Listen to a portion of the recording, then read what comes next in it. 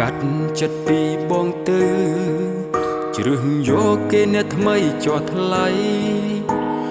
បងគ្មានដំឡៃអ្វីដែលឲ្យរុកស្រីមកស្រឡាញ់បងទេ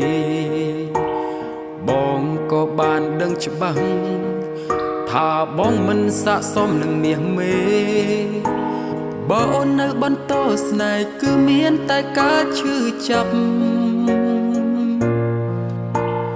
កាត់ចិត្តទៅណាស្រីព្រោះបងគ្មានអ្វីស័ក្តិសមនឹងស្ងួនមានតែការឈឺចាប់ឲ្យអូនមានដឹងទេមានតែទ្រាំកាត់ចិត្តប្រគល់អូនឲ្យទៅរូបគេទុំដឹងថាឈឺចាប់ក៏បងសុខចិត្តដើម្បីក្តីសុខអូនណាថ្លៃ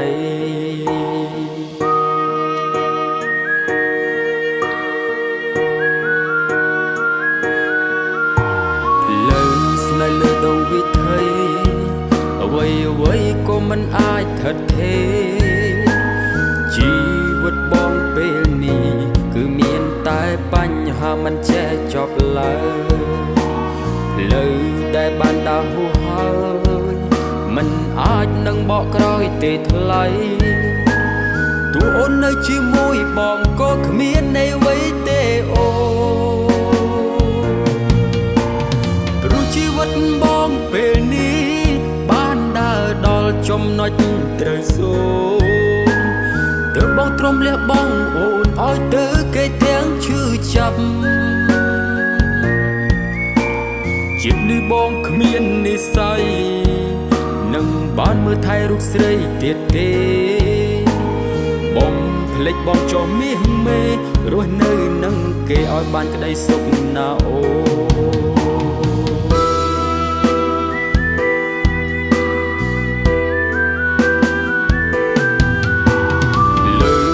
លើដងវិថីអ្វីក៏មិនអាចថិតថេរជី